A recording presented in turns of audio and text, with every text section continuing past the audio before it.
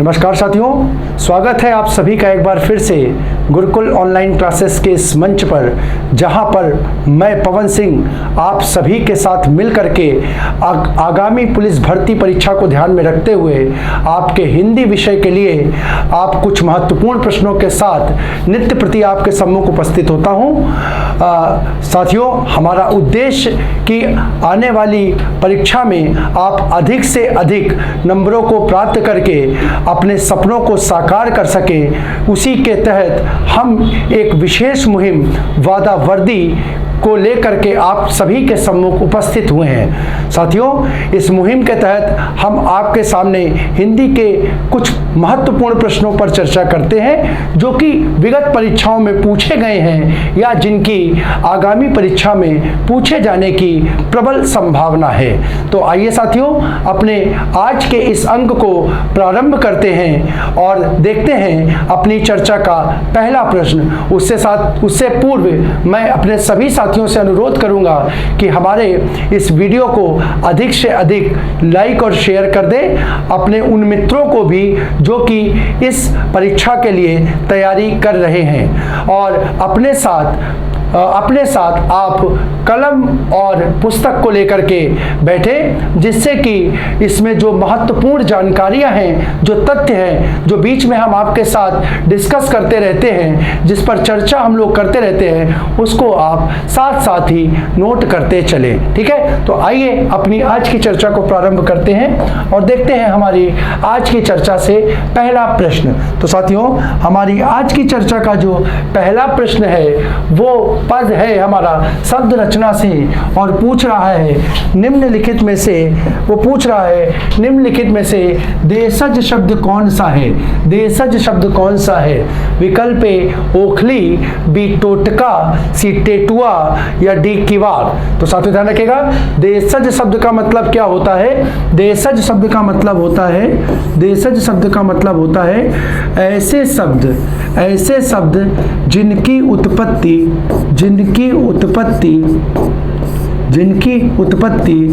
देश के अंतर, ठीक है, या देश में बोली जाने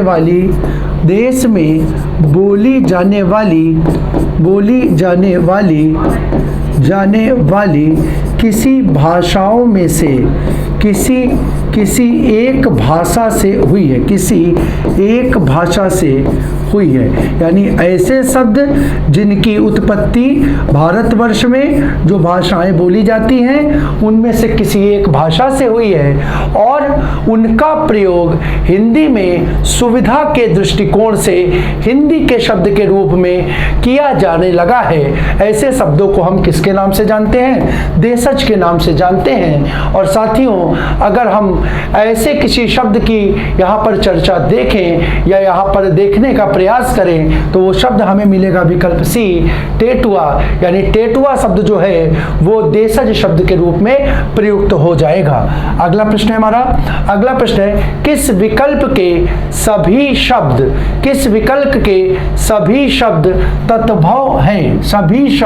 तत्भव हैं। यानी यहाँ पर आपको देखना है, यहाँ पर साथियों आपको क्या देखना है कि यहाँ पर विकल्प ए बी सी डी 4 विकल्पों में 3 के समूह में आपके सामने शब्द लिखे गए हैं।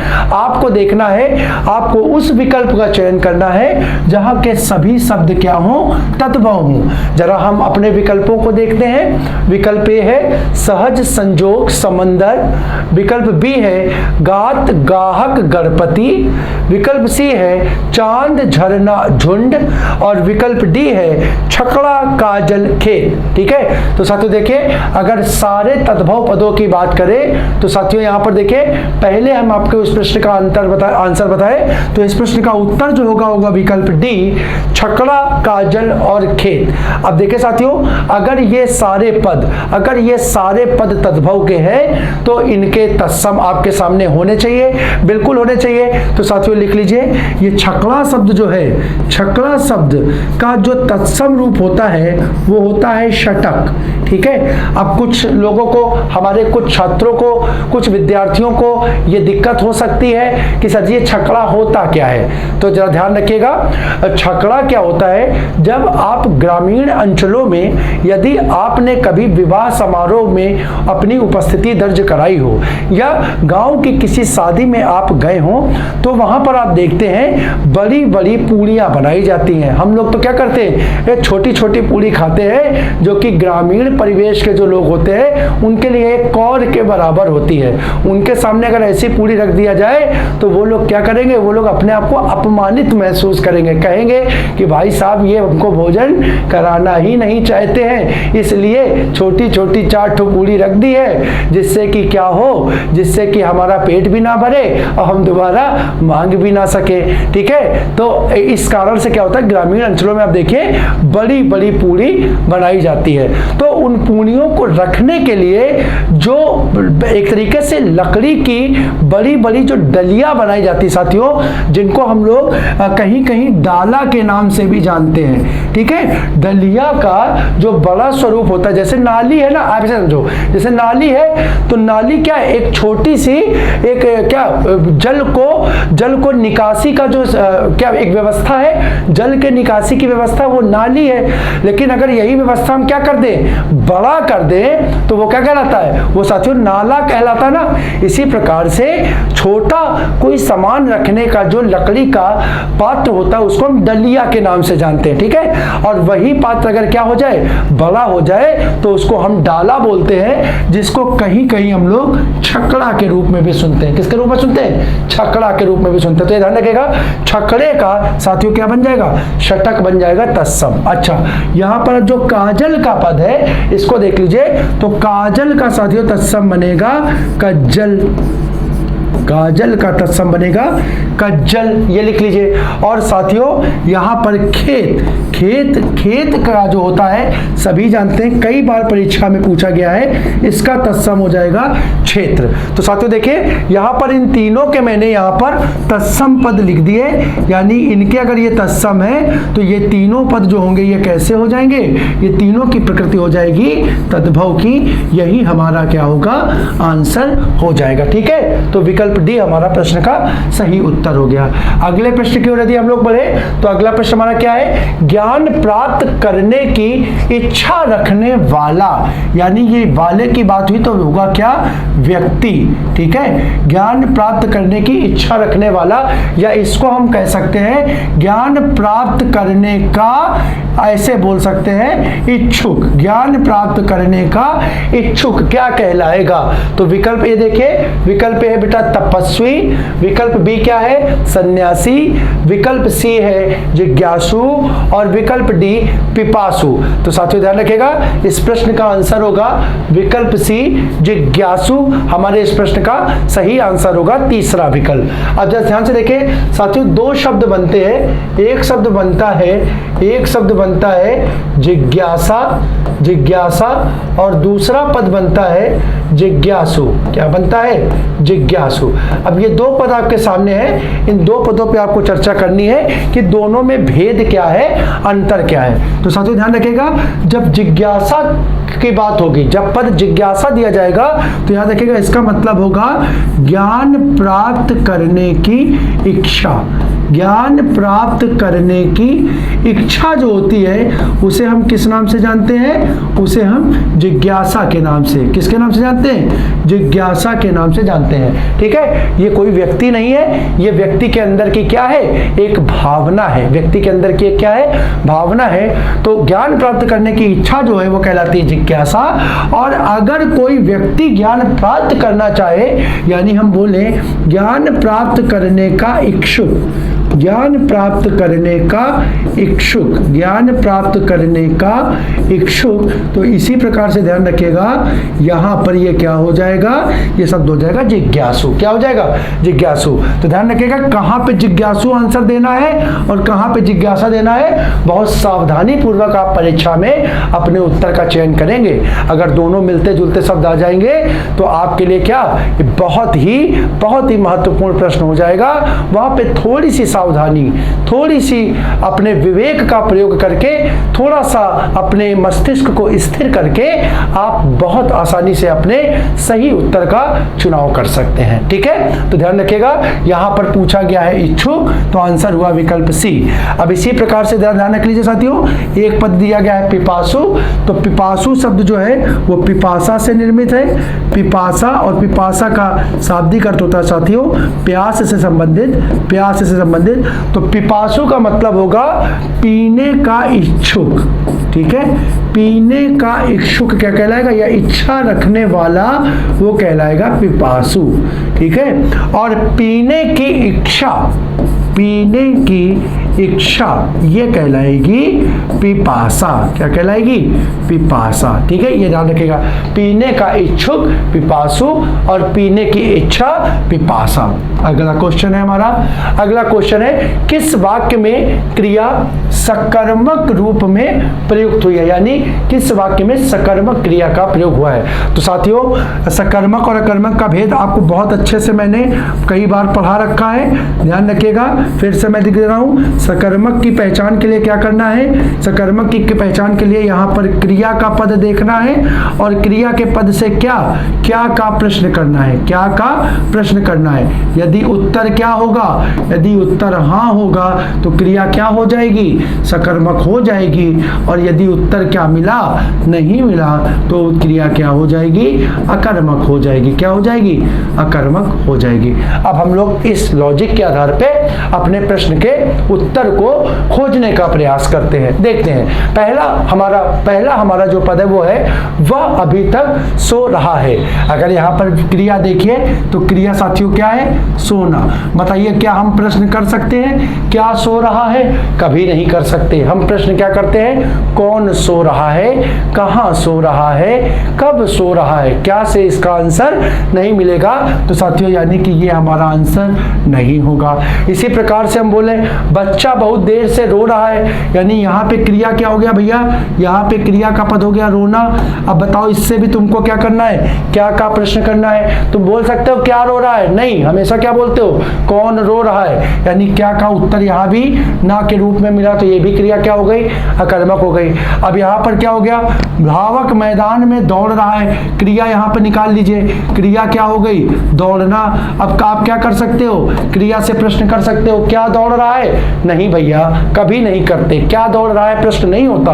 प्रश्न क्या होता है, कौन दौड़ रहा है, कैसे दौड़ रहा है, कहाँ दौड़ रहा है। ठीक है, तो यहाँ भी क्या हुआ, क्या का प्रश्न जो है वो अनुत्तरित हो गया, ना में आंसर मिल गया, यानी यहाँ पर भी क्या हो गई, क्रिया सकर्मक नहीं हुई। अगला प्रश्न अगर हम करके तो अब वही एक विकल्प बच रहा है, संभवतः वही आंसर होगा, लेकिन हम अपने उत्तर की पुष्टि करेंगे, जब तक पुष्ट नहीं होगा तब तक हम अपने उत्तर को नहीं लगाएंगे। देखते हैं, वह पतंग उड़ा रहा है, यहाँ पर क्रिया क्या हुई, यहाँ पर क्रिया हुई उड़ाना, और जैसे ही हमने बोला उड़ाना तो क्या आप बना सकते हो, क्या उड़ा रहा है, क्या उड़ा रहा है, बिल्कुल बन सकता है भैया, क्या उड़ा रहा है, क्या उड़ा रहा है, बिल्कुल बता रहा है, क्या उड़ा रहा है, पतंग उड़ा रहा है। तो यहाँ पर उत्तर किसका हुआ भैया, हाँ का हुआ, हाँ का हो गया, तो यानी यहाँ का हो गई सकर्मक क्रिया हो गई, यानी यही पद डी जो होगा हमारे बच्चों क्या हो जाएगा, डी जो होगा वो सकर्मक क्रिया का पद हो जाएगा, यानी इस प्रश्न का आंसर हो जाएगा ऑप्शन 4 विकल्प डी। ठीक है, अगला प्रश्न, किन समश्रुत शब्दों का अर्थ भेद सही नहीं है। समश्रुत भिन्नार्थक पद है और वहां पर आपके संबंधित अर्थ दिए हैं पदों से, पूछ रहा है किसमें सही अर्थ पद के उपयोग, पद के साथ पद के क्रम में जो लिखा हुआ है वो सही नहीं है। तो जरा देखिए यहाँ पर पद क्या दिए हुए हैं, हरण और हरिण दिया हुआ है। साथियों देखिए, आप सब लोग जानते हैं कि रावण ने सीता का हरण कर लिया था, आप लोग बिल्कुल सुने हैं, हरण कर लिया था मतलब चुरा लिया था, यानी यहाँ पे इसका मतलब ये सही दिया है, यहाँ पर ये सही दिया है, कोई दिक्कत नहीं है। और हरिण साथियों आप लोग जानते हैं, हम लोग पढ़ते हैं हरिणी के नैनाते, हरिणी के ये नैन, हरणी के नैन आते, हरणी के ये नैन। हम लोग अलंकार में इसको चर्चा करते हैं। यानी क्या हुआ, हरणी का पद मतलब क्या हो गया, हरिण मतलब हो गया मृग। एकदम सही है बेटा, कहीं किसी प्रकार की दिक्कत नहीं है, यानी ये आंसर नहीं है क्योंकि ये सही है, नहीं है। ठीक है। अच्छा अगला देखते हैं, श्रोत और श्रोत। ठीक है, जरा देखते हैं, तो जरा ध्यान रखिएगा, श्रोत शब्द जो होता है ना साथियों, श्रोत से बना है श्रोतश्विनी। ठीक है, और श्रोतश्विनी जो पर्यायवाची होता है वो नदी का होता है। नदी को क्यों बोलते हैं, क्योंकि नदी धाराओं को धारण करती है। ठीक है, धाराओं को धारण करने के कारण नदी को श्रोतश्विनी की संज्ञा दी जाती है। एक बात याद रखिएगा, तो स्रोत का मतलब हो गया धारा, ये एकदम सही है, किसी प्रकार की कोई भी आपत्ति नहीं है। आप यहां से अपने वोकैब को भी बढ़ाइएगा साथियों, सिर्फ समश्रुति भिन्नार्थक के अर्थ में इसको ना देखिए। आप ये भी ध्यान रखिए कि प्रश्न आपका ऐसे भी आ सकता है कि स्रोत का पर्याय किसका पर्यायवाची है। बहुत बेहतरीन प्रश्न बन जाएगा आपके सामने, स्रोत किसका पर्यायवाची है। 4 विकल्प आपके सामने दे दिए, धारा, आपको आंसर लगाना होगा धारा। और इसी से मैंने आपको तरीका बताया कि इसी से पद बना है श्रोतश्विनी। श्रोतश्विनी यानी धारा को धारण करने वाली, जो धारा को धारण करती है, धारयति सा धारा इति इति श्रोतश्विनी उच्यते, मतलब उसको श्रोतश्विनी के नाम से जाना जाता है। यानी ये क्या हो गई, धारा को धारण करने वाली हो गई नदी, धारा को धारण करने वाली हो गई नदी। ठीक है, तो ये दोनों आपके सामने महत्वपूर्ण बता दिए। अब बात हुई स्रोत की, तो स्रोत का मतलब क्या होता है भैया, स्रोत का मतलब होता है कान। ये एकदम सही उचित पद है, यानी यहां पर भी उचित क्रम में आपके अर्थ दिए हुए हैं, यानी ये भी क्या हो गया, गलत। ये भी मतलब सही, ये भी आंसर नहीं होगा। अगर सही है तो ये भी आंसर नहीं होगा। अच्छा अब देखते हैं, अब यहां पर दिया हुआ चिर और यहां दिया हुआ चीर। तो देखिए हम लोग यहां पर लिखते हैं ना कि चिरकाल तक रहना, चिरकाल तक रहना। चिरकाल का मतलब बहुत लंबे समय, दीर्घ समय, अधिक समय तक रहना। तो यानी यहाँ पे चिर का मतलब क्या हो गया, दीर्घ समय, दीर्घ काल, दीर्घ काल। अब जरा देखिए यहाँ पर इस चिर के साथ यहाँ पर दीर्घ काल होना चाहिए था। यानी ये देखिए चिर पहला पद है, अब पहला पद यहाँ पर इसका अर्थ जो है वो पहले पद पे ना दे करके कहाँ दे दिया, दीर्घ काल में दे दिया। और ये चीर जो होता है आप सभी जानते हैं कपड़े का पर्यायवाची होता है वस्त्र, चीर, पट, तोय, अंबर। ठीक है, वस्त्र, चीर, पट, तोय, अंबर, ये कपड़े के पर्यायवाची दिए। तो भैया यहाँ दिया तो ठीक है, लेकिन क्या है इसका क्रम जो है वो उल्टा कर दिया। देखिए होना क्या चाहिए था, होना आपका ये चाहिए था चिर, और ये चीर शब्द है, चिर के साथ आना चाहिए था आपका क्या, दीर्घकाल। और भैया चीर के साथ आपका क्या आना चाहिए था, वस्त्र। लेकिन यहां देखिए क्या जो श्लोक में बनाया है वो चिर के साथ वस्त्र बना दिया है और चीर के साथ दीर्घकाल बना दिया, यानी इसको क्या कर दिया है, उल्टा कर दिया है। इस कारण से यही जो है आपका, यही आपका आंसर होगा। यानी ये पद जो है वो गलत है, गलत है। इस कारण से आपका आंसर हो गया विकल्प सी। और यहाँ पे देखिए आप जानते हैं द्रव और द्रव्य, आप लोगों को बचपन में कक्षा 9 में आप लोगों ने भौतिकी पढ़ी है, वहां पे आप लोगों ने पढ़ा था कि पदार्थ को हम किसके, द्रव्य के नाम से भी जानते हैं। पदार्थ को हम क्या बोलते हैं, द्रव्य भी बोलते हैं। और आप लोग पढ़ते थे कि पदार्थ या द्रव्य की 3 अवस्थाएं होती हैं, 3 अवस्थाएं होती हैं, जो कि क्या कहलाती है, ठोस कहलाती है, एक द्रव कहलाती है और एक गैस कहलाती है। तो देखो यहां से ही बच्चों आपके सामने बात स्पष्ट हो जाएगी कि ये द्रव्य और द्रव जो है अलग अलग पद है। यहां द्रव की जब बात करेंगे तो ये तरल हो जाएगा, तरल हो जाएगा, और इस द्रव की जब बात करेंगे तो साथियों वो क्या हो जाएगा, पदार्थ हो जाएगा। द्रव्य की बात करेंगे तो वो पदार्थ हो जाएगा। तो ये प्रश्न भी हमारा बहुत बढ़िया से हमने इसको समझ लिया और आंसर भी इसका देख लिया, आंसर हो गया सी। अगले प्रश्न की ओर बढ़े, हमारा है विस्मयादि बोधक शब्दों के संबंध में कौन सा कथन सही है। जो सही है उस कथन का आपको चुनाव उत्तर के रूप में करना है। आइए देखते हैं। कह रहे हैं इनमें वचन के अनुसार विकार होता है। साथियों सबसे पहली चर्चा तो कर लीजिए कि विस्मयादि बोधक जो पद होता है वो कैसा होता है? तो आपको ये मालूम होना चाहिए, विस्मयादि बोधक शब्द की जो प्रकृति होती है, उसका स्वरूप होता है, वो होता है अभिकारी। और जैसे ही यहाँ पे हमने अभिकारी लिखा तो आपको एक बात स्पष्ट हो जानी चाहिए, अभिकारी कैसे शब्द होते हैं? तो अभिकारी होते हैं जिनमें लिंग वचन कारक के आधार पर परिवर्तन नहीं होता है। परिवर्तन इंपॉर्टेंट, क्या? अभिकारी नहीं होता है। शब्द देखो, शब्द को समझो, सिर्फ आपको शब्द को देखना है, कुछ नहीं, शब्द को देखो। यह है अभिकारी, शब्द क्या लिखा है? आधन विकारी। आ बना उपसर्ग, और उपसर्ग अगर आ के रूप में आया तो इसका मतलब हुआ नहीं। और विकार का मतलब होता है बेटा परिवर्तन। विकार का मतलब होता है परिवर्तन। अपने आप शब्द बोल रहा है, वो शब्द ही बोल रहा है क्या? कि हम में परिवर्तन नहीं होगा। वही हो गए हम क्या? अभिकारी। और अभिकारी कितने होते हैं बेटा? आप लोगों को मालूम है, अभिकारी होते हैं 4। अभिकारी होते हैं 4, जो कि क्या होते हैं? होता है बेटा क्रिया का विशेषण, क्रिया विशेषण, ठीक है। दूसरा होता है संबंधवाचक। तीसरा कहलाता है समुच्चय बोधक, और अंतिम बेटा होता है विस्मयादि बोधक। अब यहाँ पे देख लो बहुत आसानी से, तो इसमें वचन के अनुसार विकार होता है। अरे विकार होगा ही नहीं, क्योंकि ये पद कैसा होता है? विकारी होता है, यानी पहला पद क्या हो गया? गलत हो गया, खत्म बात। दूसरा देखिए, ये केवल शोक और घृणा का भाव प्रकट करते हैं। नहीं भैया, शोक और घृणा के अलावा क्या? ये मन की भावना को भी प्रदर्शित करते हैं। शोक हो, घृणा हो, उत्साह भी हो सकता है भाई, उत्साह भी। हम लोग क्या बोलते हैं? अरे वाह मजा आ गया, वाह वाह क्या बात है, ठीक है। ये भी क्या है? ये अब ये क्या शोक थोड़ी है, ये घृणा थोड़ी है। अरे कभी कभी तो ये दुख को भी प्रदर्शित, तो मन के भावों को प्रकट करने का कार्य होता है, ना कि सिर्फ शोक और घृणा। दुख भी हो सकता है, दुख भी हो सकता है। तो ये पद भी क्या हो गया? गलत हो गया। आपको ध्यान रखना है, विस्मयादि क्या करता है? मन के भावों को प्रकट करता है, मन के भावों को प्रकट करता है। और ये भाव क्या हो सकते हैं? भावों को प्रकट कर सकता है। अब ये भाव क्या हो सकता है? भाव भाई हर्ष का हो सकता है, उत्साह का हो सकता है, शोक का हो सकता है, विषाद का हो सकता है, ठीक है, घृणा का हो सकता है, ठीक है, आनंद का हो सकता है, बहुत ढेर सारे, विस्मय का हो सकता है। ये सारे क्या है? मन के भाव हैं, इनको प्रकट करता है। तो ये भी गलत हो गया। अच्छा, ये वाक्य रचना के अनिवार्य घटक है। देखिए साथियों, वाक्य रचना जब पढ़ते हैं तो अनिवार्य घटक होता है वाक्य के अंग, वाक्य के अंग।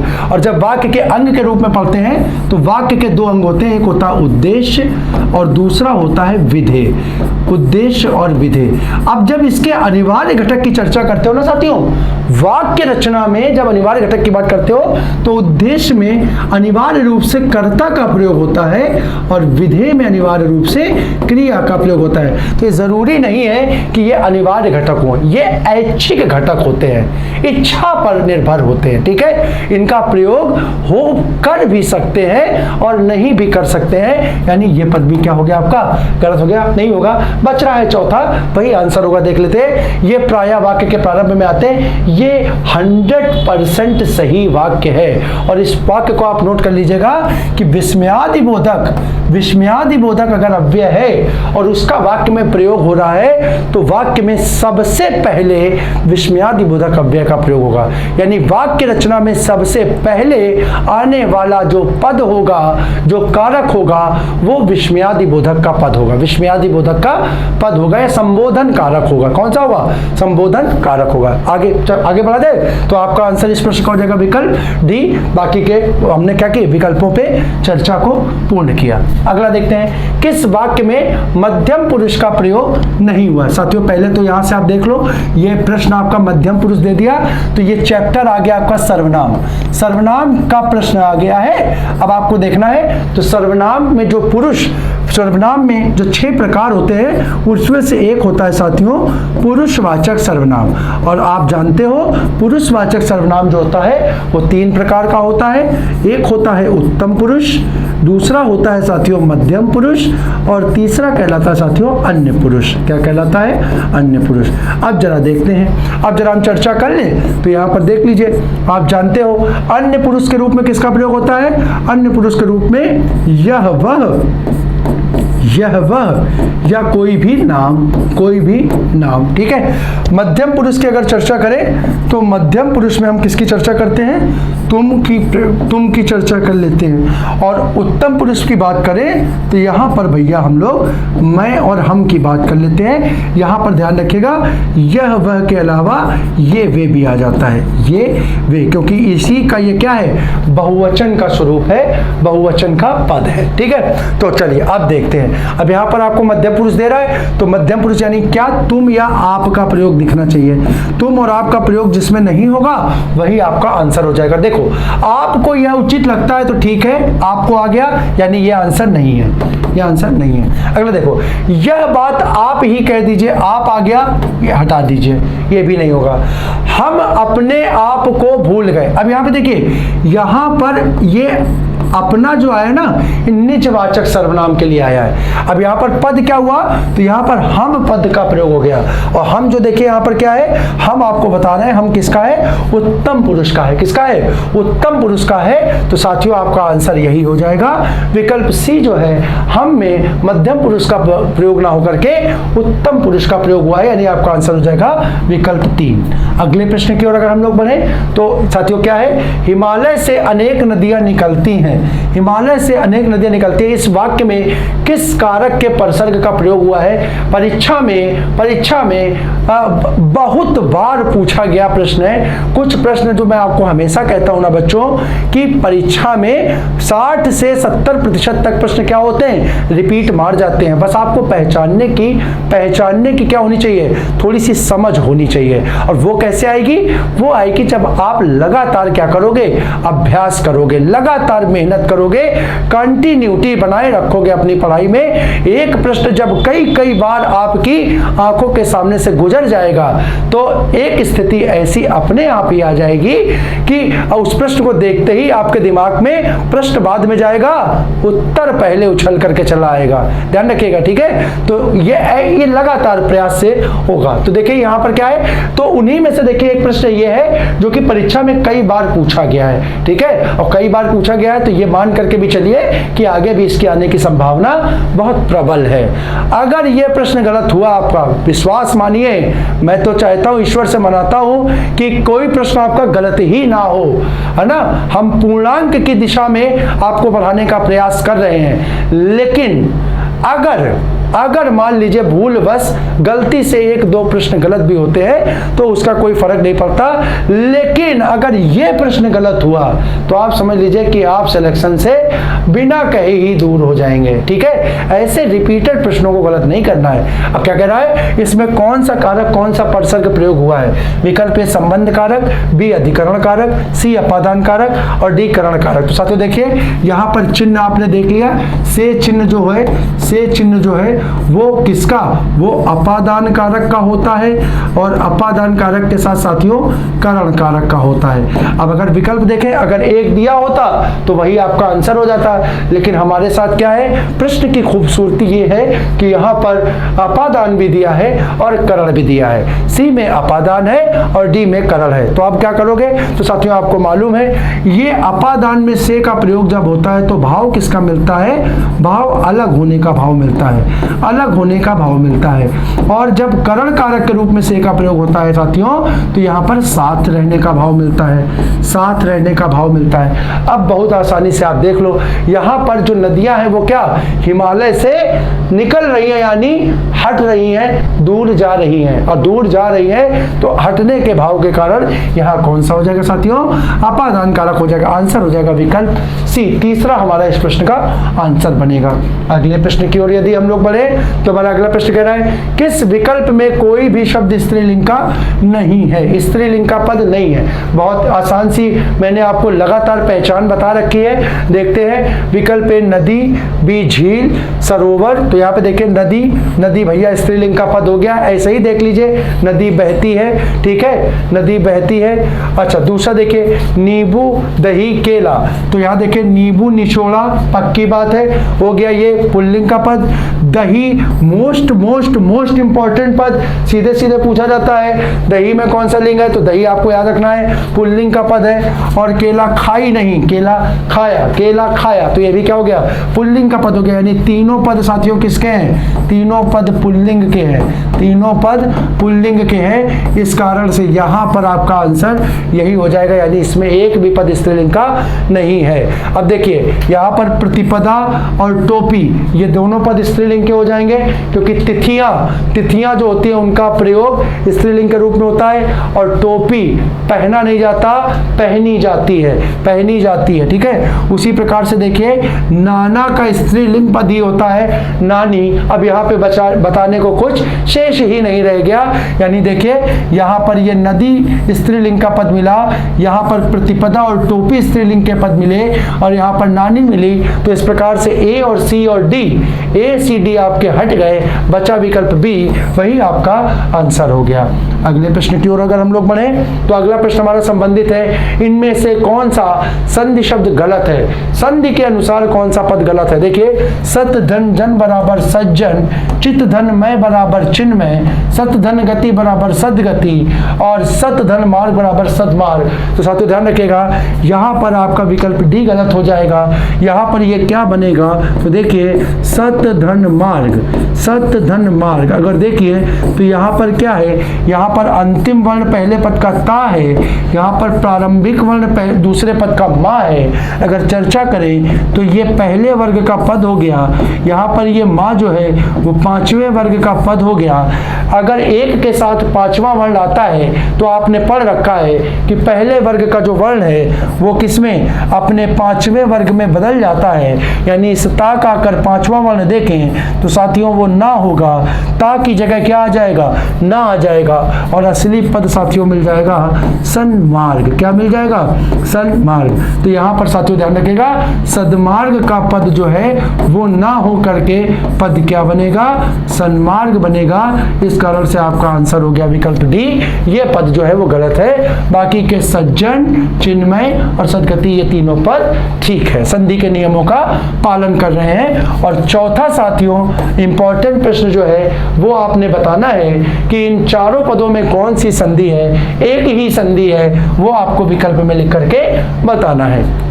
अगला किस वाक्य में भाववाच्य नहीं है, बहुत आसानी से मैंने आपको क्या बताया था, मैंने आपको बताया था कि अगर वाक्य में से चिन्ह का प्रयोग दिखाई दे जाए, वाक्य में से चिन्ह का प्रयोग दिखाई दे जाए, या फिर दूसरी पहचान के रूप में बताया था कि असमर्थता का भाव हो, असमर्थता का भाव हो, तो 100% वहां पर आप क्या लगा सकते हो, भाववाच्य लगा सकते हो। अब जरा देखिए अगर यहाँ बोले तो मुझसे सुबह जल्दी उठा नहीं जाता, से चिन्ह और असमर्थता का भाव, यानी ये भाववाच्य है, हट जाएगा।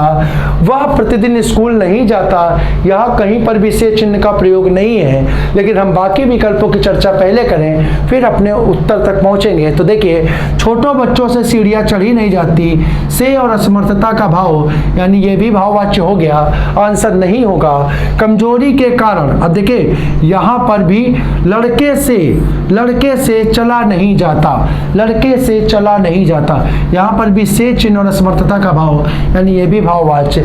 बचा आपके पास विकल्प बी, विकल्प बी हो गया वह प्रतिदिन स्कूल नहीं जाता है, वह प्रतिदिन स्कूल नहीं जाता है। अगर चर्चा करें तो साथियों यहाँ वाच्य होगा, यहाँ वाच्य होगा कर्तवाच्य। कौन सा होगा, कर्तवाच्य, ठीक है, कर्तवाच्य यहाँ पे प्रयोग हो जाएगा। तो इस प्रश्न का आंसर हो गया विकल्प 2 सेकेंड। अगर देखें किस मुहावरे का भावार्थ सही नहीं है, लोकोक्ति और मुहावरे का प्रश्न आपके सामने आया, जरा देखते हैं। घड़ों पानी पड़ना यानी बहुत वर्षा होना, दूसरा, सूरज पर थूकना यानी किसी निर्दोष पर लांछन लगाना।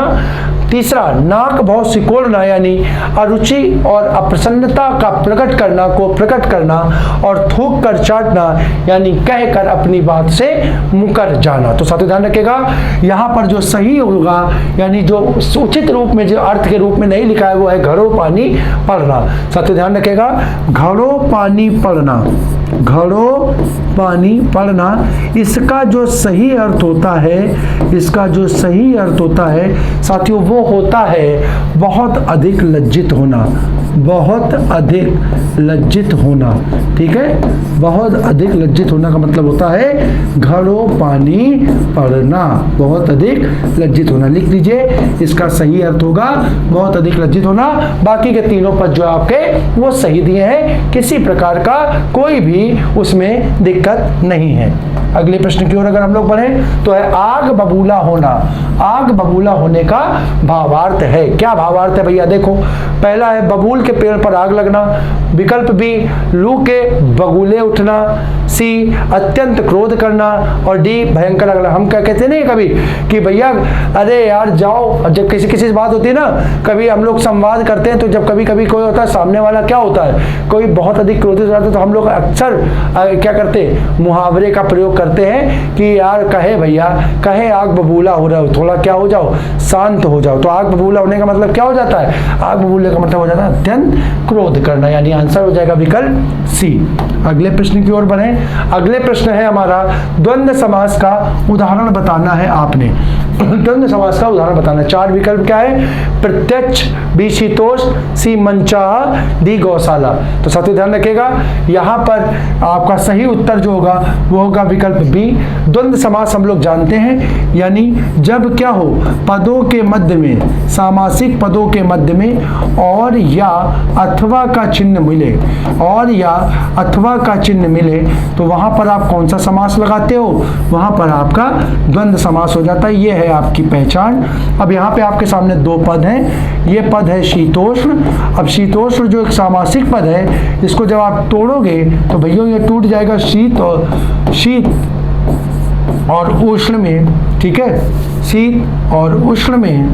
ठीक है, और जब इसको आप लिखोगे तो ये क्या बनेगा? ये शब्द आपका बनेगा शीत अथवा उष्ण, शीत या उष्ण, शीत या उष्ण। और शीत या उष्ण हुआ तो साथियों यहाँ पे देखिए, यहाँ पे बीच में क्या आ गया? या का पद आ गया, और या का पद हो गया तो वहां समास द्वंद्व समास हो गया। ठीक है, अगला क्वेश्चन की ओर हम लोग बढ़े। तो अगर हम अपने अगले क्वेश्चन को देखें तो है निम्नलिखित में से समानार्थी शब्द का कौन सा जोड़ा सही नहीं है। यानी यहाँ पर चार आपके पद दिए गए हैं और दिया गया है कौन सा उसमें सही समानार्थी का नहीं है, उनके सम्मुख जो पद लिखा है कौन सा उस पद को निरूपित नहीं कर रहा है। देखिए, हम देखते हैं पहला कमल। कमल की हम बात करें तो अंबु और आब। तो देखिए, अंबु और आब ये जो है ना, देखिए कमल को अंबु नहीं बोलते भैया, कमल को हम लोग बोलते हैं अंबुज। क्या बोलते हैं? अंबुज। तो यहां पर देखिए कैसे बना, तो ये शब्द बना अंबुधनजा, अंबुधनजा, यानी अंबु का मतलब हुआ जल। ठीक है, अंबु का मतलब हुआ जल, और जा यहाँ प्रत्यय का मतलब हो गया जन्म लेने से संबंधित, जन्म लेने से संबंधित। यानी यहाँ पर पहला ही पद जो हो गया वो आपका गलत हो गया, यानी आंसर तो हो गया आपका विकल्प ए, यही आंसर है। ठीक है, अंबु और आप, ध्यान रखना, अंबु और आप साथियों ये दोनों जो हैं ये जल के पर्यायवाची है। किसके? जल के पर्यायवाची है। अच्छा देखो, तो झंडा का क्या होता है? तो भैया होता ही है पर्यायवाची समानार्थी। झंडे को बोलते हैं ध्वज, पताका, निशान, केतु, ये सब किसके? झंडे के समानार्थी पद हैं। दांत, तो दांत को हम लोग बोलते ही हैं दंत या रदन। ठीक है, दंत या रदन, दांतों के जो चार प्रकार पढ़ते हैं ना, तो देखिए वहीं रदन से ही बनता है रदनक। आप लोग पढ़ते हो दांत चार प्रकार के होते हैं, क्या पढ़ते हैं हम लोग? बोलते हैं रदनक, कृंतक, चवर्णक, अग्र चवर्णक, ये दांत के चार प्रकार होते हैं ना, आप लोगों ने पढ़ा होगा जीएस में। तो रदनक, रदनक शब्द जो है वो रदन से ही बना है, रदन से ही बना है। ठीक है, अच्छा चांद, तो चांद का मतलब होता है राकेश और शशि, बिल्कुल सही है, कोई किसी प्रकार की दिक्कत नहीं है। तो आंसर हो गया यहाँ पर विकल्प ए। अगले प्रश्न की ओर यदि हम लोग बढ़े तो अगला प्रश्न हमारा, महावीर प्रसाद द्विवेदी ने आदिकाल को क्या संज्ञा दी है। साथियों जरा ध्यान रखिएगा, आदिकाल जो हमारा हिंदी साहित्य का पहला काल माना जाता है, इसको विभिन्न इतिहासकारों ने, जिन्होंने हिंदी के साहित्य का काल विभाजन किया है, समय के अनुसार उसको क्या किया है, बांटा है, अलग अलग नामों से संबोधित किया है। साथियों यहाँ पर देखिए कुछ नाम लिखे हुए हैं, जैसे चारण काल, आदिकाल, ये वीर काल को कहीं कहीं इसी को साथियों ध्यान रखिएगा वीर गाथा काल भी बोल देते हैं, वीर काल या वीर गाथा काल भी बोल देते हैं। बीज वपन काल, ये एक ही काल के नाम है, एक ही काल के नाम है। अब ध्यान रखिएगा यहाँ पूछा गया है किसने, तो पूछा गया महावीर प्रसाद द्विवेदी ने, यानी आचार्य महावीर प्रसाद द्विवेदी ने हिंदी साहित्य का जो इतिहास लेखन किया है, तो उन्होंने जो आदिकाल है, पहला काल है, उसे किस नाम से संबोधित किया। तो ध्यान रखिएगा साथियों, आचार्य द्विवेदी ने, कौन, महावीर प्रसाद द्विवेदी ने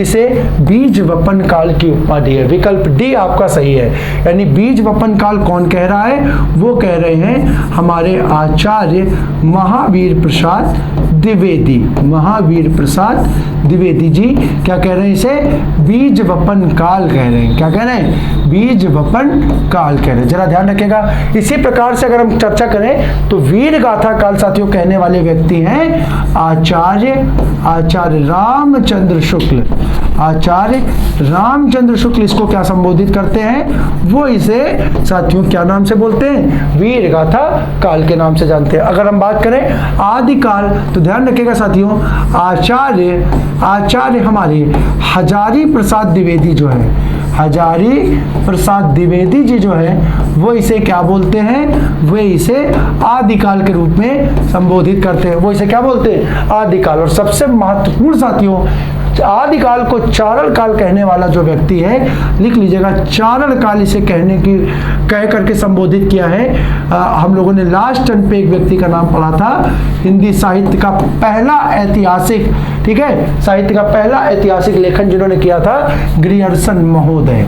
ग्रियर्सन महोदय इसको चारण काल के नाम से संबोधित करते हैं। तो ये चार आपके सामने पद लिखे हुए हैं। तो आंसर है आपका विकल्प डी, बीज वपन काल बोला आचार्य महाप्रसाद द्विवेदी ने। और बाकी भी मैंने आपको लिखवा दिया, आपसे परीक्षा में ये भी पूछ सकता है, यहाँ पर ये हटा देता और नाम कह देता कि ग्रियर्सन महोदय ने आदिकाल को क्या कहा है, तो साथियों आपका आंसर हो जाता चारण काल। इसी प्रकार यहाँ पे अगर रख देता आचार्य शुक्ल ने इसे किस नाम से संबोधित किया है, रामचंद्र शुक्ल ने, तो आपका आंसर हो जाता वीर गाथा काल। तो इस प्रकार से आपका ये प्रश्न हुआ। अगले प्रश्न की ओर हम लोग बढ़े।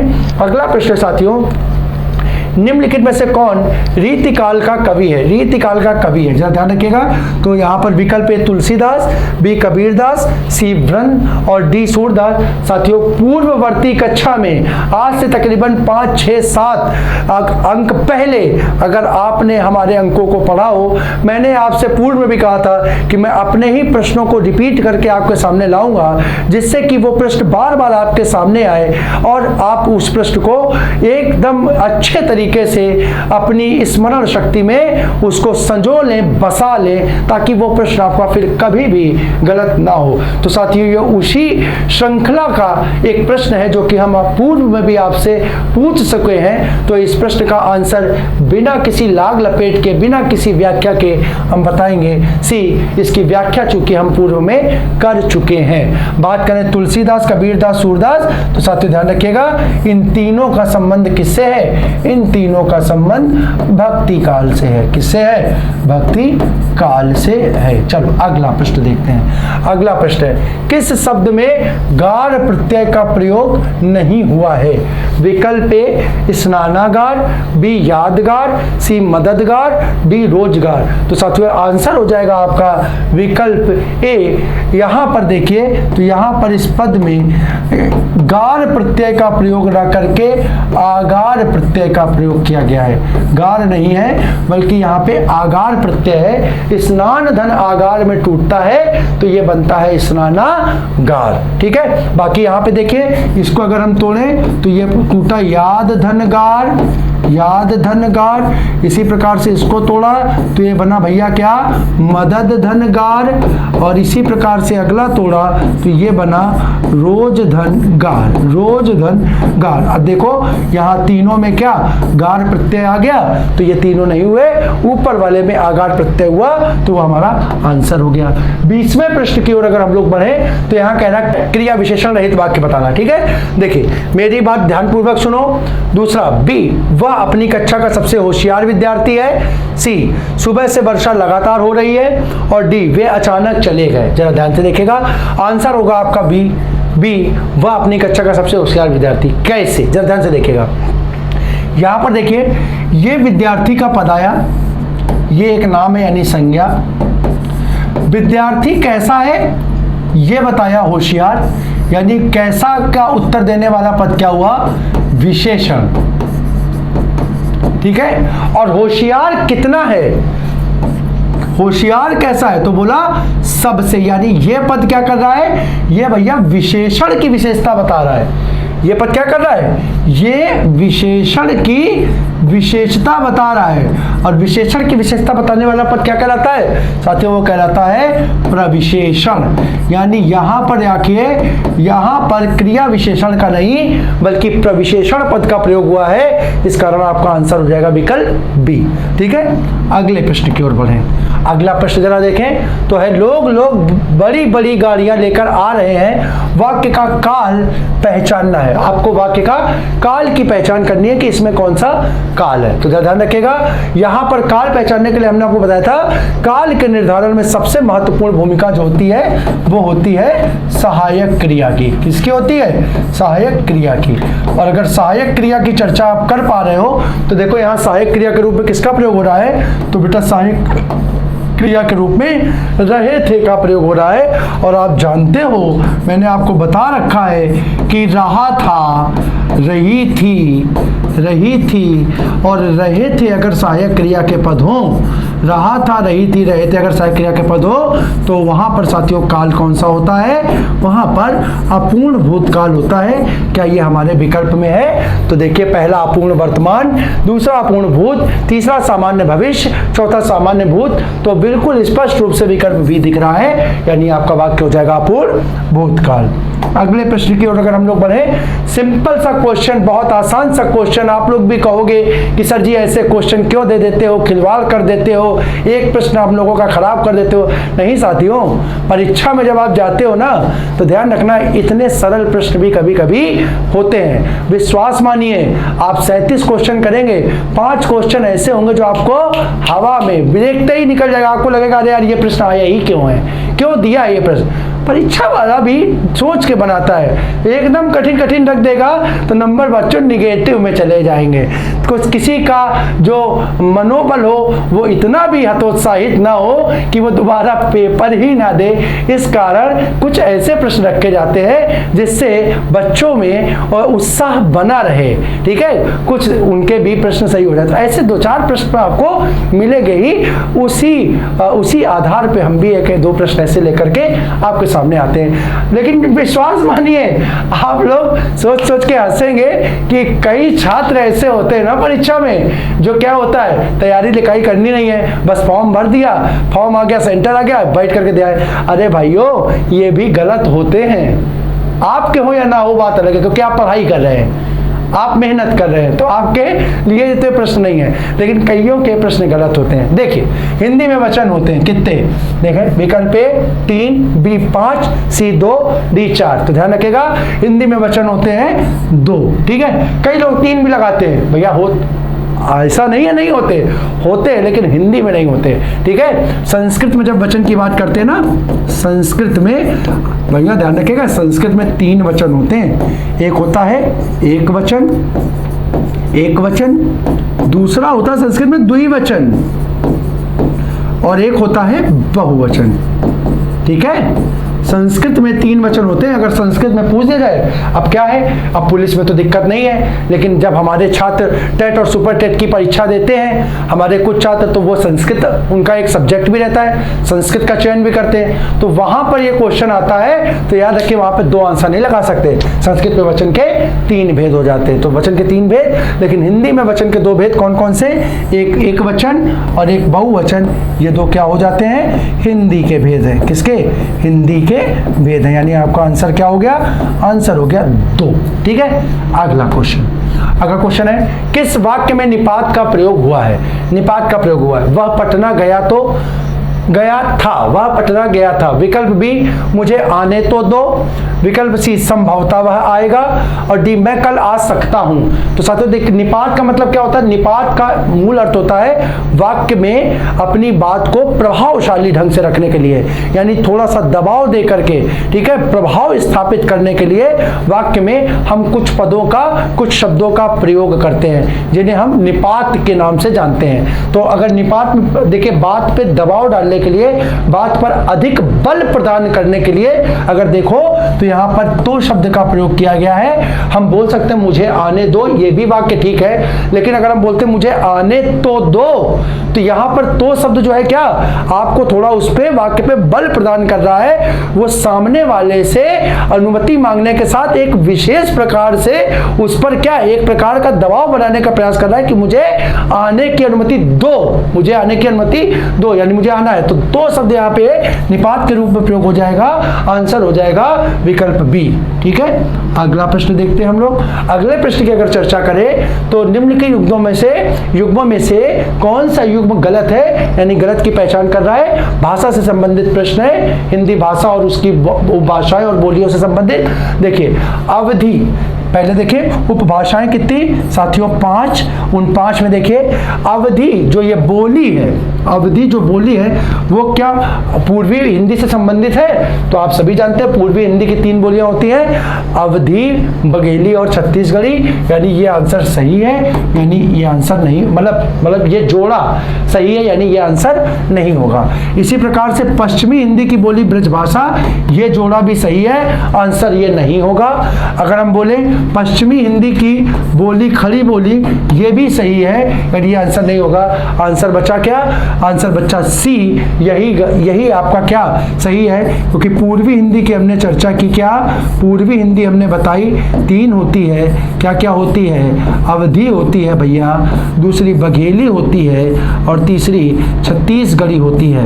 ठीक है ना, तीसरी छत्तीसगढ़ी होती है। ठीक है, तो यहाँ पर देखिए पूर्वी हिंदी में भोजपुरी का प्रयोग नहीं होता, बल्कि जो भोजपुरी है, भोजपुरी का संबंध साथियों पूर्वी हिंदी से ना होकर किससे, बिहारी हिंदी से है। किससे, बिहारी हिंदी से। तो आपका यही क्या है, आपका यही आपका सही आंसर, मतलब आंसर यही हो जाएगा जो कि गलत युग्म है। अगले प्रश्न की ओर अगर हम लोग बढ़े तो अगला प्रश्न है, किस वाक्य में विदेशी मूल के शब्द नहीं है। अच्छा, यानी यहाँ पर आपको दिया गया है, यहाँ पर आपको वाक्य दिए गए हैं, इन वाक्यों में पहचानना है कि कहाँ पर विदेशी शब्द का प्रयोग नहीं हुआ है। विकल्प ए, इस प्रश्न का उत्तर मुझे मालूम है। बी, उसने मुझे आवाज दी। सी, कार बस की टक्कर में अनेक लोग घायल हो गए। और डी, वह सदैव सच बोलता है। तो साथियों देखिए, थोड़ा सा अगर दिमाग लगाएंगे तो बिना किसी दिक्कत के आप अपने सही उत्तर तक पहुंच पाएंगे। उत्तर है आपका विकल्प डी, वह सदैव सच बोलता है। अगर देखिए तो यहाँ पर मालूम, यहाँ पर आवाज और यहाँ पर टक्कर, ये तीनों पद जो है वो विदेशज के हो जाएंगे, इस कारण ये 3 आपके आंसर नहीं होंगे। अगले प्रश्न की ओर अगर हम लोग बढ़े तो अगला प्रश्न है, मैंने लड़के को पुस्तक पढ़ाई। मैंने लड़के को पुस्तक पढ़ाई, उक्त वाक्य में प्रयुक्त क्रिया का भेद आपने बताना है। उक्त वाक्य में कौन से क्रिया का भेद प्रयुक्त हुआ है। विकल्प ए अकर्मक, बी संयुक्त, सी पूर्वकाली और डी द्विकर्मक। तो यहाँ पर देखिए, यहाँ पर अगर हम बात करें तो यहाँ पर देखिए क्रिया क्या है, क्रिया है पढ़ाना, पढ़ाना, पढ़ाने से क्या का प्रश्न किया आपने, पढ़ाने से क्या का प्रश्न किया, तो क्या पढ़ाई, तो उसका उत्तर मिला आपको पुस्तक, यानी पुस्तक क्या हो गया, कर्म हो गया, पुस्तक क्या हो गया, कर्म हो गया।